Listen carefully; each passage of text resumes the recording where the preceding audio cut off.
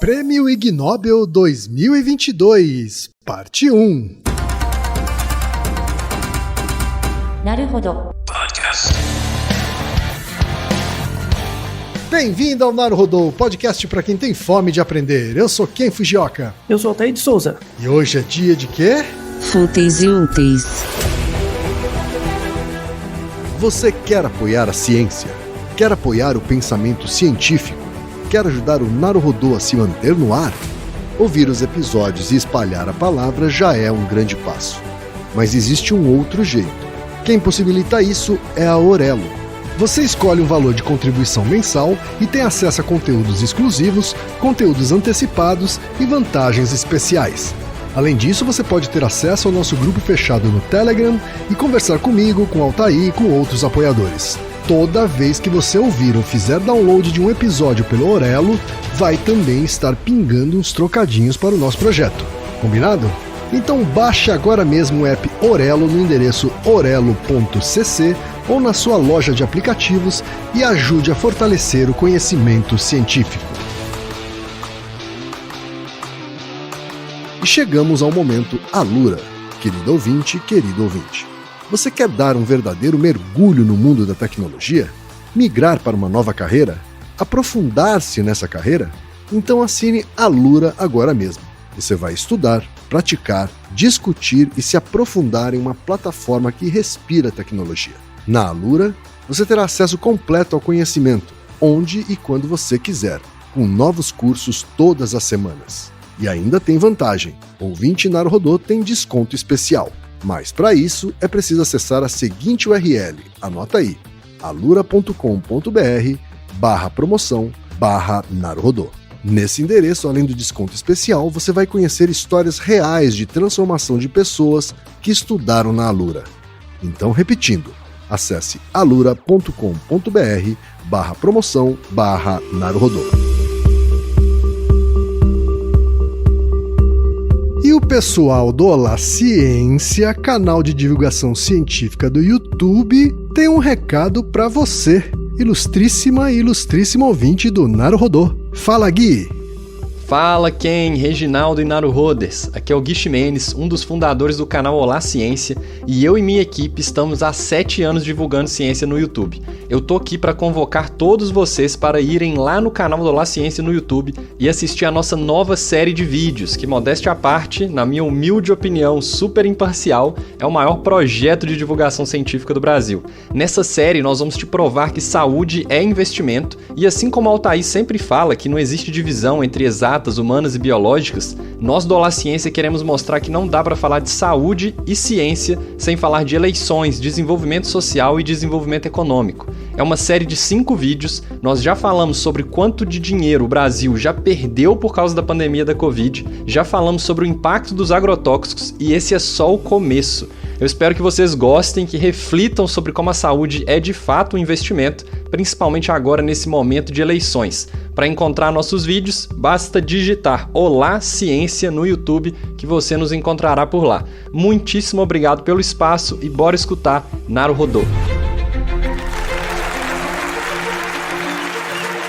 Altair, chegamos a mais uma edição anual do Prêmio Ig Nobel, edição 2022. É isso aí, melhor episódio do ano, disparado. Todos os outros episódios do ano são uma desculpa pra ter esse.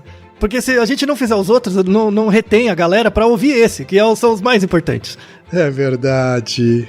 Já cobrimos o Ig Nobel desde 2018, né? Vamos deixar na descrição todos os episódios anteriores. Eles não, como eles são prêmios e os artigos não envelhecem, então, para quem não conhece, está ouvindo o Prêmio Ig Nobel pela primeira vez, saiba que já temos pelo menos 4, 5 anos de cobertura e que cobrimos todos os prêmios, falando sobre eles com detalhes, né? E aí temos um hábito costumaz, que quem não vê os títulos dos trabalhos até esse dia, que é o dia da gravação do episódio. Então, quem se surpreenderá, você também, assim como eu, estará acompanhando a reação do quem aos prêmios. Tá certo. Né? Que são fantásticos. Altair, pra quem tá ouvindo um episódio de Prêmio Ig Nobel pela primeira vez, o que é o Prêmio Ig Nobel? Então, o Prêmio Ig Nobel, este ano, 2022, ele está na sua 32ª edição. 32 anos já, hein? Parece que não, mas já é bem antigo. Ele foi criado, né, dentro da Universidade de Harvard. O organizador desse evento é chamado Mark Abrahams, né? E ele tem uma revista, né, que é chamada Annals of Improbable Research, né, os Anais de Pesquisas Improváveis, que já é publicado há muito tempo. Nessa revista, eles já há décadas, eles publicavam artigos curiosos. Coisas que saíam, eles faziam uma pequena revista, publicavam. Não era com tom jocoso. Isso que é importante, assim, era para mostrar temas de pesquisa curiosos mesmo, né? E aí, com o tempo, né, esse Annals of Improbable Research já tem décadas, né? Eles resolveram ter uma ideia, por que a gente não faz um evento, né? E aí eles começaram um evento anual, 32 anos atrás. Esse evento era feito dentro de Harvard mesmo, né, de um auditório lá. Os agraciados são elegidos por meio de um comitê da própria revista, do Annals of Improbable Research. Eles vão fazendo pesquisas. Vocês vão ver que alguns artigos são desse ano, 2022. Alguns são artigos antigos, mais antigos, porque eles são descobertos, né? Tem muita gente com pesquisas inusitadas por aí, que são pepitas, que estão guardadas por aí. Eu devo dizer que eu fui nominado uma vez, em 2010. Minha pesquisa de doutorado apareceu no Annals of Improbable Research. Olha, né? Só. Então, a meta ainda é ganhar. Estamos ali, né? O Brasil, diferentemente do Nobel, infelizmente, mas felizmente no caso do Ig Nobel, o Brasil já foi agraciado várias vezes. Ganhamos vários prêmios e esse é o 3º ano seguido que temos brasileiros que ganharam a taça. Uau! Terceiro ano seguido. Aí Isso. Sim. E, inclusive, conseguimos, muita ajuda, o contato de um dos ganhadores para... Ele mandou um áudio pra gente. Então, Reginaldo, Brasil! Brasil! Então, ano de Copa, coisa nenhuma. Ig Nobel, que Copa? Dane-se, o Hexa. O que importa é que é o tricampeonato. Temos o tricampeonato do Ig Nobel, tá? Então, vamos começar com os temas. Tá certo. E tradicionalmente, né, Altair, são 10 categorias, certo? Isso. As categorias variam um pouco, tem algumas que são mais tradicionais, mas sempre são 10. Por isso que a gente divide em 2 partes. A gente vai falar das 5 primeiras categorias nessa parte 1. Isso. E no próximo episódio, 356, a gente vai falar sobre as outras 5 categorias. Então, Exatamente. Vamos começar, Altair? Isso. Está ansioso, Kim? Está ansioso, Reginaldo? Ansioso. Então vamos lá. I said, get your paper airplanes ready! The 32nd first annual Ig Nobel Prize ceremony is about to begin.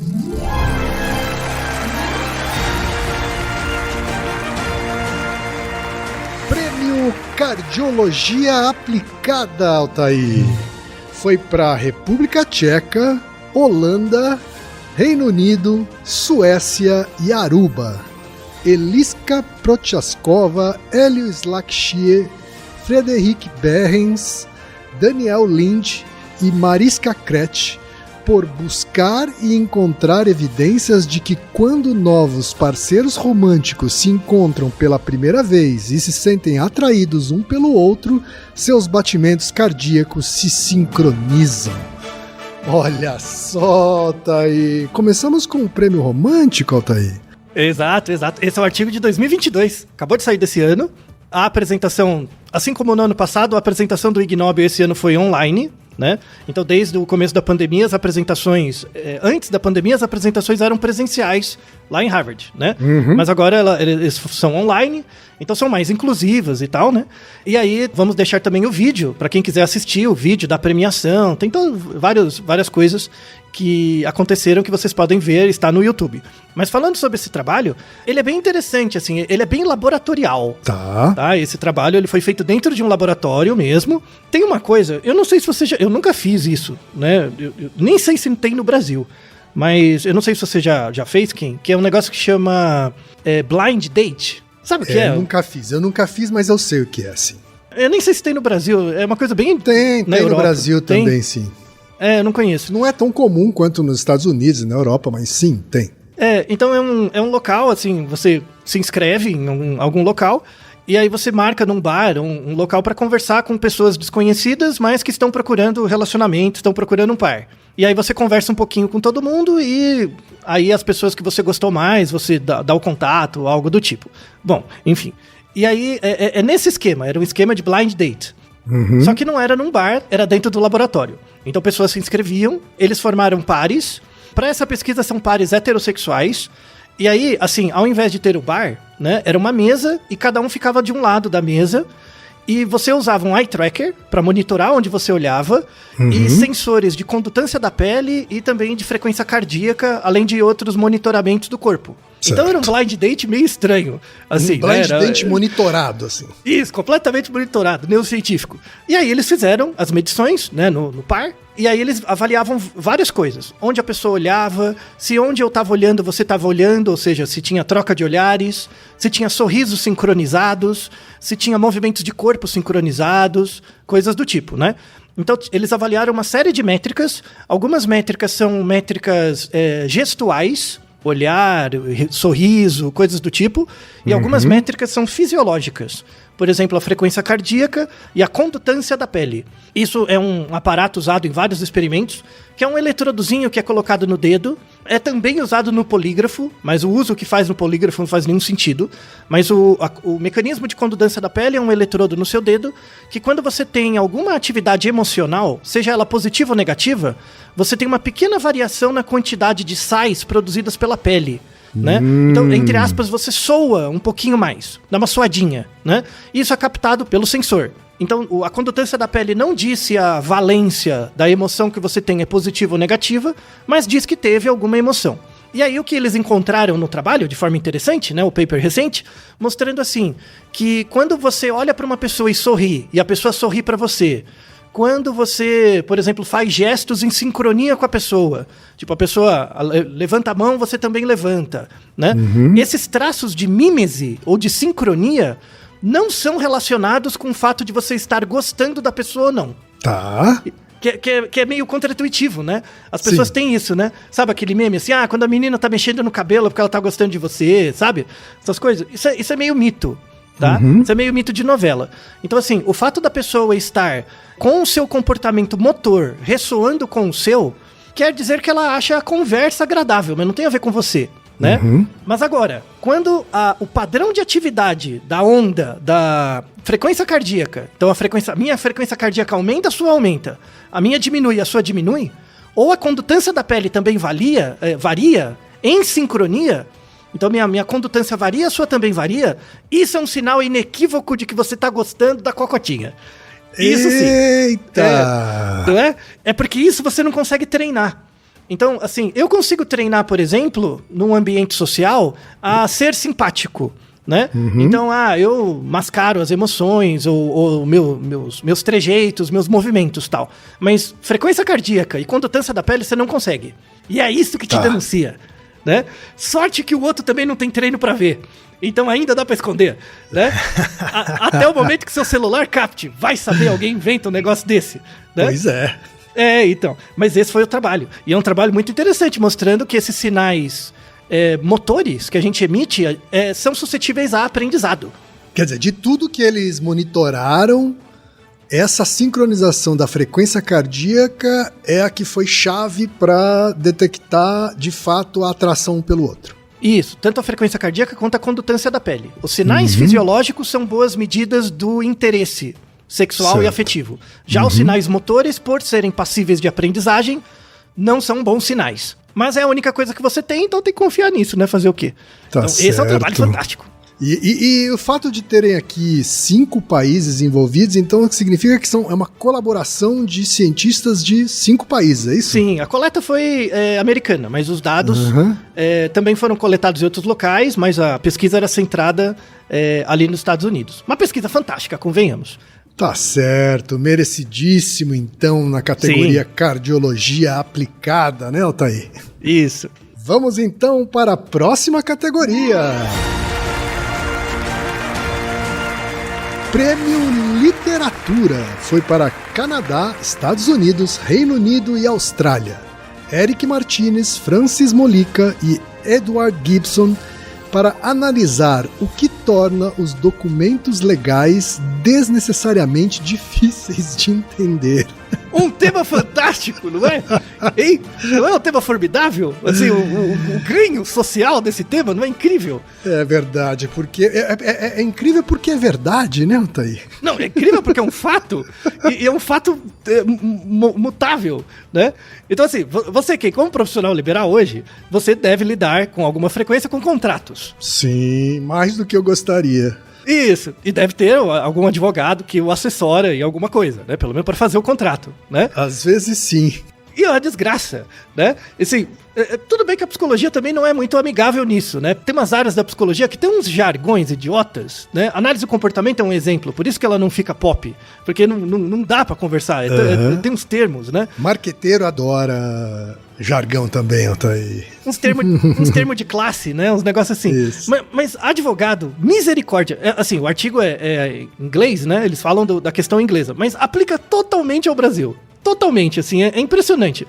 E aí, nesse artigo, é muito legal, porque eles falam assim, o problema maior para as pessoas não entenderem contratos, né, e termos legais e contratos, sentenças, coisas do tipo, a pior coisa não necessariamente a escrita técnica, não é isso. É que o texto é mal escrito mesmo, né? Só que isso fica escondido pela estrutura técnica. Tá? Eles já chegaram com o pé no peito, adorei esse artigo. Assim, porque nos Estados Unidos é igual. Eu vou dar um exemplo. Eu fiz uma tradução livre de um exemplo que eles deram, de um trecho. Que era assim, um trecho de um contrato, tá? Que, abre aspas. Eles falaram assim, eles estão descrevendo um contrato de alguma coisa. Então, prestem atenção, por favor.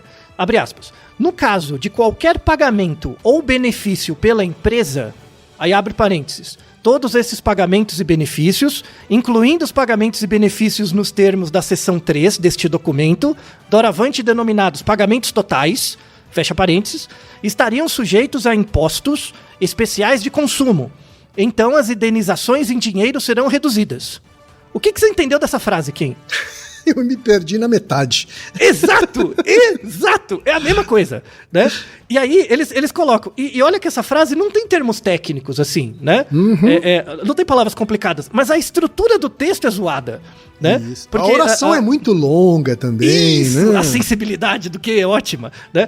A ligação entre o sujeito e o predicado é gigantesca, tem 3 quilômetros entre um e o outro, você não entende, né? Eles colocam um monte de parênteses entre as coisas, muita ordem, voz passiva, né? A empresa, doravante, sei lá o quê, né? E isso afeta o entendimento do texto, obviamente, e afeta o recall também. Você lembra menos do que tá ali, você tem que ler várias vezes, sabe? É uma desgraça. Aí, tanto é que se você pegar essa frase e falar assim, no caso de qualquer pagamento ou benefício pela empresa, estarão sujeitos a impostos especiais de consumo. Então as indenizações em dinheiro serão reduzidas, né? Já fica mais fácil de entender. Porque o que eu fiz? Bem mais fácil. Eu tirei o parênteses do meio. Por que não põe no final a desgraça? Sabe? Claro. E os contratos no Brasil são iguais. É um saco, né? Tem a questão dos termos técnicos também, né? Então no artigo, esse é um artigo de bibliometria, né? Eles pegaram, pra você ter uma ideia, 10 trilhões de palavras. Trilhões. Caraca. Tá? É um negócio monstruoso. Então, número de contrato gigante. Fizeram um algoritmo que contou nesses, de forma automatizada, né? Contou a quantidade de voz passiva, o grau de dependência sintática, né? Que a dependência sintática é um termo que calcula a distância entre o sujeito e o predicado. Né? Então eu coloco o Ken Fujioka está em casa. Sujeito e o predicado é perto, né? Sim. Então, se eu colocar Ken Fujioka, vírgula, doravante, meu amigo, e que faz tal coisa, ABC e tal, está em casa. Já esqueci quem era a pessoa, né? Isso é chamado dependência sintática, né? Uma desgraça. O advogado adora isso. E contou também os termos técnicos, né? Tem os termos técnicos, que em inglês é tipo a língua do Shakespeare, né? Em português também tem uns nervosos. Tem um monte de termo em latim, né? Tipo, e tem uns termos bizarros, tipo querelante, né? O querelado. Mas que porra é essa? Né? Velho, doravante, sabe? Não precisa de nada disso, tá? Palavras que você só usa em contrato mesmo, né, Altair? Não, nem conhece, né? Eu não sabia o que era um querelante até ver um termo de uma sentença. Que inferno, né? Nada contra. Aí tem gente que gosta, tem uns advogados furufuru que gostam. Não, eu quero falar difícil. Mas escreve uma poesia, né? Faz um romance. Beleza, né? Mas não escreve um texto pra uma outra pessoa que consegue entender direito, né? Pô, eu não entendo o contrato muitas vezes também, imagina, né? Desgraça. E aí eles fizeram todo esse trabalho, contabilizaram a quantidade, né? E eles viram, né, claramente que quanto maior a dependência sintática longa, mais voz passiva e mais termos técnicos, pior o entendimento do texto, pior a rememoração dos textos, e isso afeta também a memória de trabalho das pessoas. Então, assim, se você lê um texto muito com uma voz passiva e uma distância entre o sujeito e o predicado muito longo, o seu cérebro não sabe o que guardar de informação. E aí ele na hora de fazer o recall, ele não entende o que aconteceu. E aí você tem que ler de novo, você perde mais tempo, cria um retrabalho. Tá tudo errado. Tá? Basicamente é isso. Tá tudo errado. Então, advogado, por favor, aprenda a escrever melhor, tá? Sintaticamente melhor. E esses termos não precisa, sabe? Orações mais curtas. E sem os rococó, sabe? Tipo, não precisa, tá? Eu sei que tem um desejo de classe de manter uma diferença de grupos, né? Mas não é necessário, ainda mais para uma área tão importante para o trabalho quanto o direito e tudo mais, a importância que os advogados têm para a manutenção do Estado de Direitos e a Constituição da sociedade, né? Então, melhorar essa interface é algo muito importante. Eu brigo pela psicologia. Aí eu preciso dos advogados para brigar por vocês mesmos também, né? Porque essa briga eu não vou entrar. Tá? Então, espero que você tenha gostado desse trabalho. Mostra que nos Estados Unidos é um problema tão grande quanto aqui. Mostra que é um problema global, provavelmente, né? Pois é, pois é. Vamos então para a próxima categoria. Prêmio Biologia. E Aê, aqui Brasil! tem Brasil e Colômbia. Solimari Garcia Hernandes e Glauco Machado, para estudar se e como a constipação afeta as perspectivas de acasalamento de escorpiões. Exato, trabalho fantástico, importantíssimo também. Olha só, eu não sabia nem que escorpião tinha constipação, Altair. Então, prisão de ventre, tem. Né? E no caso do escorpião é motivado por uma questão física. Olha só. Não é assim que o escorpião come poucas fibras, não é isso. É uma questão física. Né? Tá certo. Então, temos um tricampeonato, caneco, 3 vezes agora seguidos, né? Parabéns, o Glauco e a Solimari, né? Eu consegui, e, aliás, faço um agradecimento ao professor Rafael Rios, amigo da UEMG, a Universidade do Estado de Minas Gerais, né? Ele é coordenador do Núcleo de Extensão em Pesquisa em Ecologia e Evolução, e ele também tem um canal de divulgação científica, né? Dá para encontrar ele pelo Twitter e pelo Instagram, que é o @riosdeciencia, e ele faz parte do mesmo grupo de pesquisa do professor Glauco, da Biologia da USP, também da área, né, de Ecologia. E aí contatos em comum, pedi um áudio do professor Glauco e ele gentilmente enviou. Então, por favor, faça as honras e apresente o professor Glauco para nossos ouvintes. Vamos ouvir então Glauco Machado, cientista brasileiro que foi premiado com o Ig Nobel de Biologia em 2022. Fala, Glauco. Olá pessoal, meu nome é Glauco Machado e junto com a Solimari Garcia Hernandes, nós ganhamos o Prêmio Ig Nobel na área de Biologia nesse ano de 2022. A gente já sabia da premiação desde o primeiro semestre e foi bastante difícil manter o segredo dos amigos e da família. Mas a gente conseguiu e a premiação foi bem divertida. A gente estava um pouco receoso de interagir com um prêmio Nobel, mas tanto o Jerome quanto o Mark, que é o mestre de cerimônias do evento, foram muito simpáticos, a interação foi ótima. E quando a gente estava conversando com o Jerome, a gente fez a brincadeira de que constipação e quarks tinham tudo a ver e que no futuro, eventualmente, a gente poderia colaborar. Ele entrou na onda da brincadeira e falou que era uma excelente ideia. Infelizmente, essa conversa foi cortada da edição na hora do evento.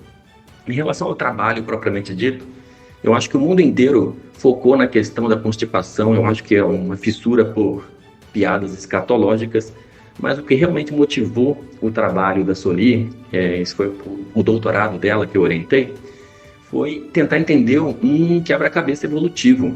Como que um comportamento tão extremo quanto a perda da cauda seguida pela perda do ânus poderia ter evoluído.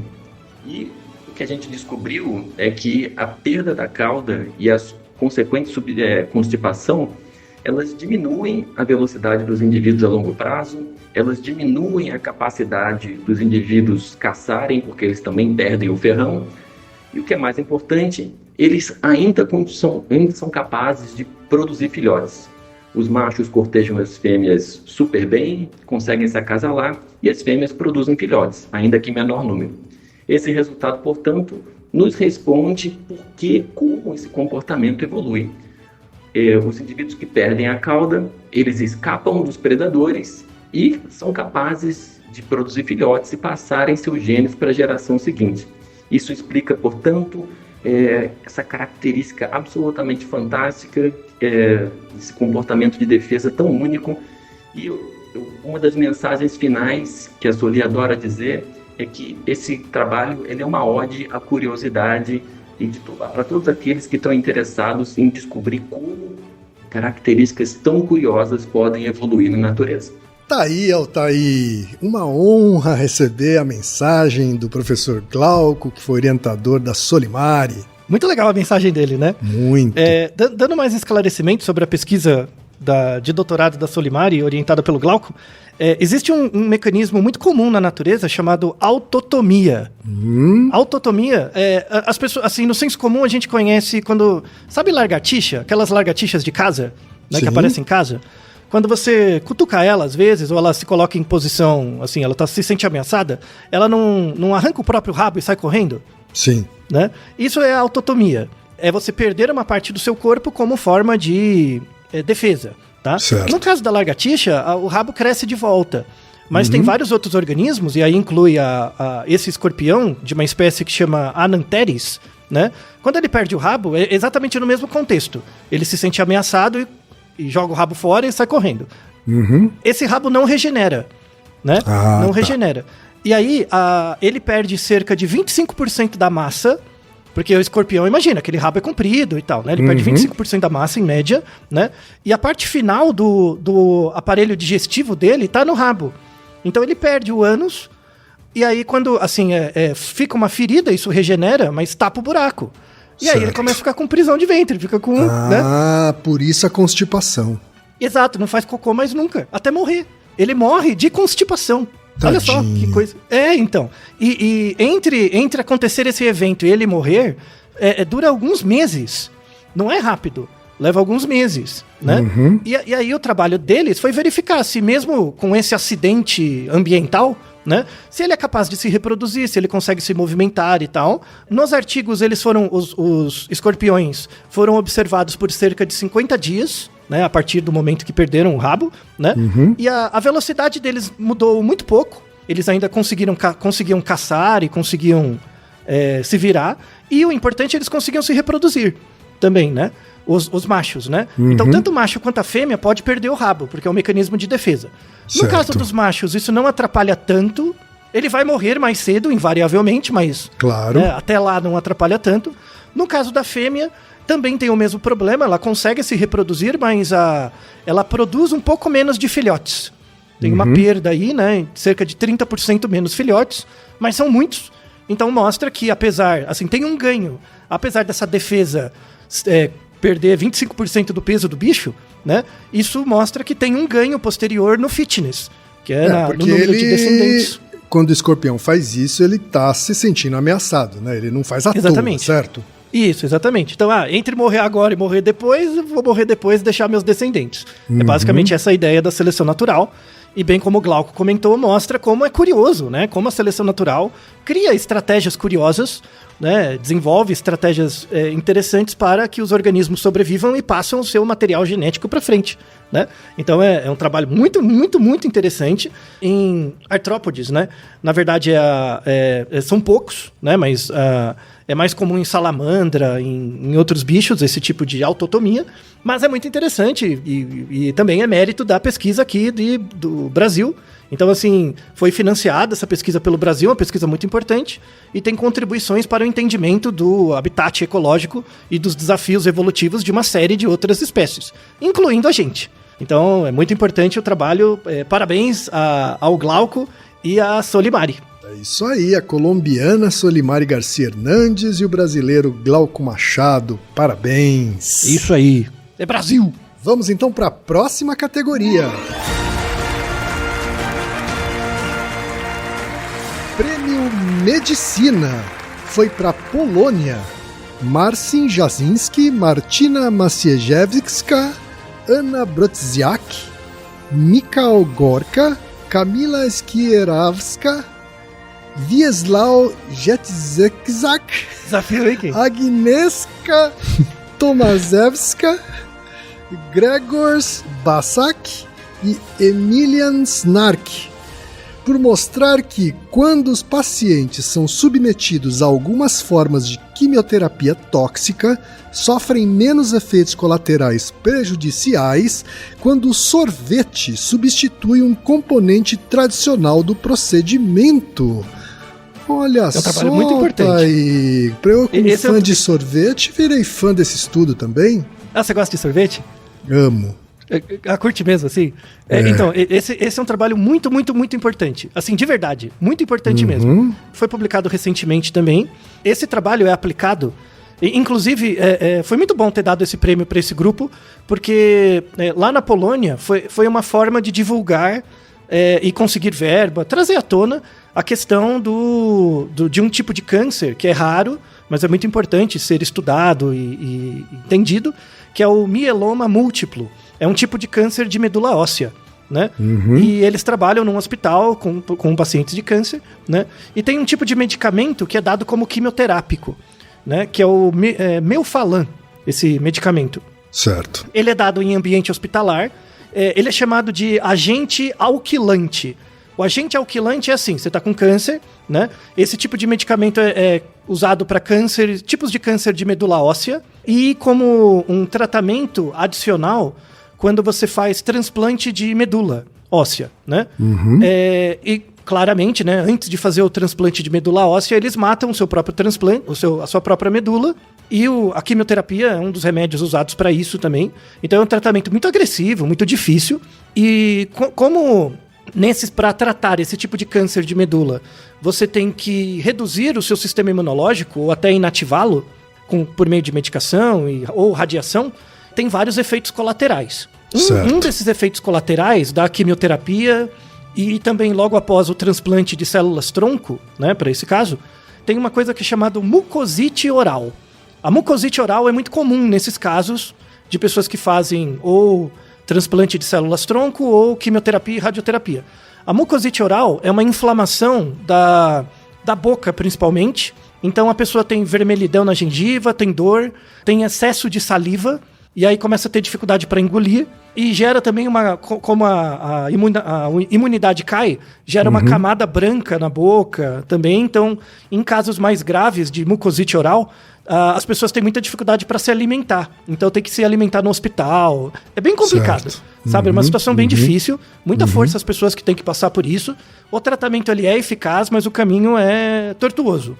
Assim, então, é um trabalho muito importante que esse grupo faz lá na Polônia. E aí tem artigos que mostram que você chupar gelo, tabletes de gelo, né? Eles fazem um tipo de tablete que o gelo dura um pouco mais de tempo. Então, durante a administração do remédio, né, do Melphalan, você fica mascando gelo.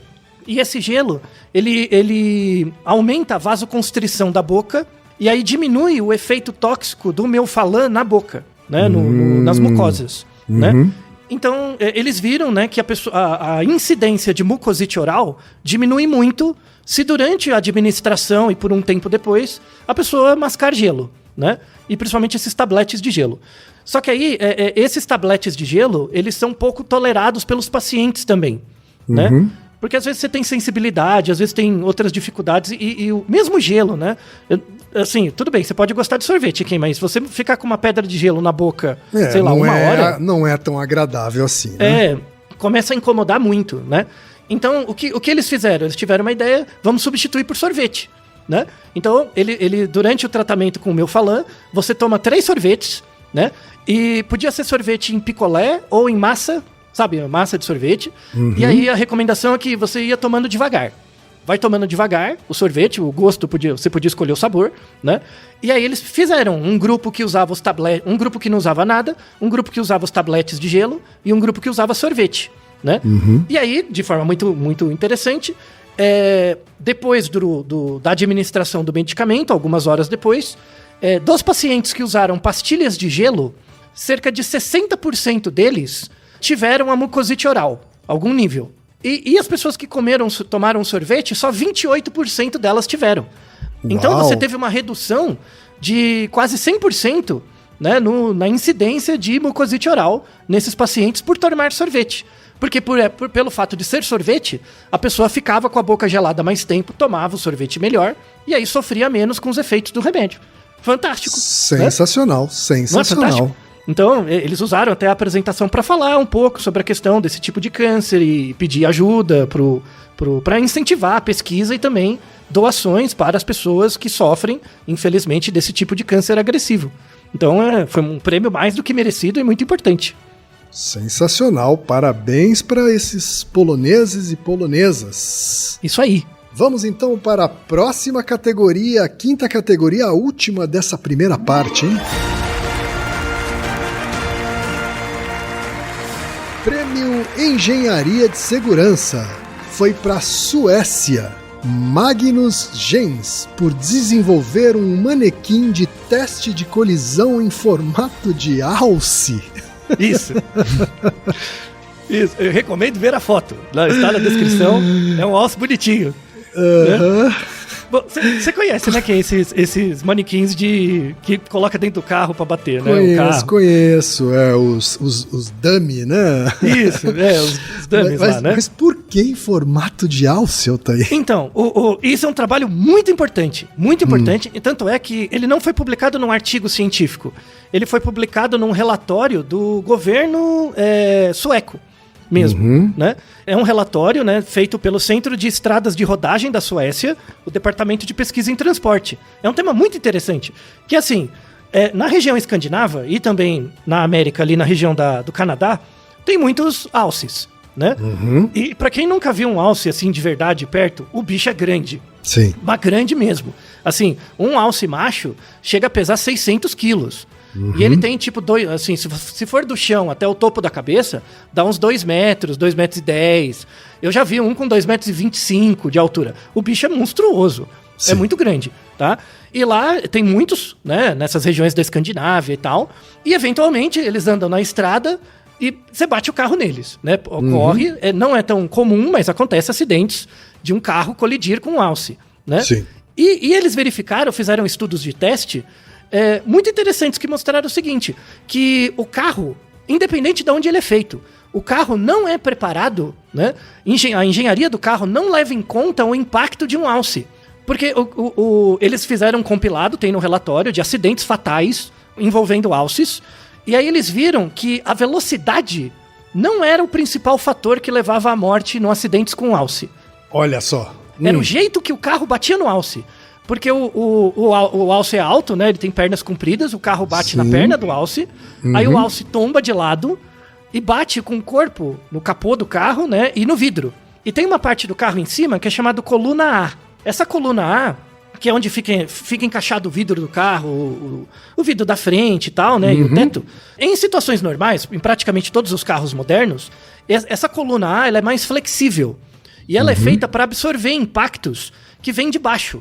Né? Então, certo. Em geral, o carro vai, sei lá, bate num caminhão. O caminhão não bate no para-brisa, ele bate na frente. Então tem todo o impacto da frente até chegar no para-brisa. Quando você bate num alce, o alce cai em cima do vidro. E como ele cai em cima do vidro, e ele pesa, assim, um alce médio, pesa uns 300 quilos, é uma puta pancada na coluna A e no vidro que deforma aquilo. Então, a maior parte das mortes foi por deformação do carro por conta do alce. E não por causa da velocidade. Então foi o alce que bateu na coluna A e amassou de uma forma que machucou a pessoa dentro, ou pela quebra do vidro que machucou a pessoa dentro também, né? Muito interessante. Né? Muito. E aí eles viram que, assim, como é que a gente avalia tipo, o efeito real, né, nos ocupantes de dentro do carro com alce? Porque lá eles colocaram no relatório, assim, fotos de onde o alce bateu no carro, da deformação. Mas vamos fazer um teste. Aí o que eles fizeram? Um alce dummy, né? Claro. Então eles fizeram um alce das mesmas dimensões de um alce médio, né? Com as pernas de metal. E o corpo, eles estudaram a consistência e estudaram o corpo do alce para sabe, pedaços de borracha? Eles construíram pedaços de borracha com uma certa gramatura para imitar o corpo do alce, né? E eles construíram um alce utilizando 116 peças de borracha e metal, né? E montaram um alce. Aí tem uma parte do relatório que eles escreveram que é até poético. Assim, fiz a tradução do livro que é até poético. Eles colocaram assim, abre aspas. Os resultados das batidas de carro com o alce foram muito prazerosas, pois os carros demolidos pareciam muito com carros realmente envolvidos em acidentes com alces. Olha que interessante. Não é verdade? Então eles ficaram satisfeitos, né? Isso mostrou alegria, né? Porque mostrou lá do jeito que bateu, realmente simulou, então o teste funcionou, né? E aí eles fizeram recomendações para que carros que fossem construídos na região tivessem proteções extras na coluna A e nos vidros para casos de acidente de alce não machucarem as pessoas dentro.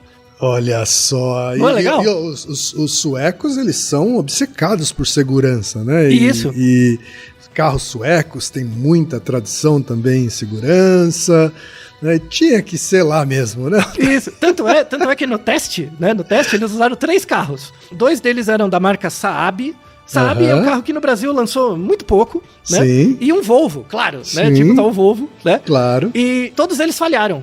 Todos eles falharam no teste, assim... No teste do alce. O teste do alce não rolou não, velho. Não tinha airbag que sustentasse 300 quilos na cabeça, não. Tá certo. Então, e é interessante porque mostra fotos, assim, realmente o alce pega numa parte que não tem como... Nenhum outro tipo de acidente gera aquilo.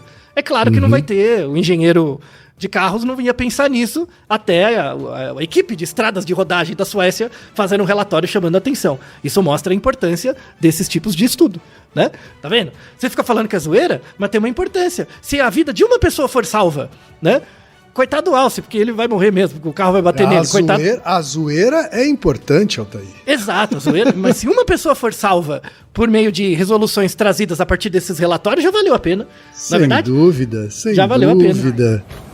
E chegamos então ao final da primeira parte do episódio duplo sobre o Prêmio Ig Nobel 2022, 5 primeiras categorias. Isso. Cardiologia aplicada, literatura, biologia, medicina e engenharia da segurança. Exatamente. Gostou dos prêmios, Kim? Espero que você tenha se divertido tanto quanto eu me diverti para conhecer esses estudos. Isso. E preparem-se para a semana que vem conhecermos a parte 2, mais 5 categorias, incluindo a clássica categoria Ig Nobel da Paz. Exatamente. Teremos muitas emoções semana que vem. Tá certo, então. E Naruhodô, ilustríssimo ouvinte. E você já sabe, aqui no Naruhodô, quem faz a pauta é você. Você tem alguma pergunta pra gente ou quer comentar algum episódio? Escreva pra nós. podcast@naruhodô.com.br. Repetindo? podcast@naruhodô.com.br. E lembre-se, mande nome completo, idade, profissão e a cidade de onde você está falando. É isso aí. Naruhodô. Esse podcast é apresentado por b9.com.br.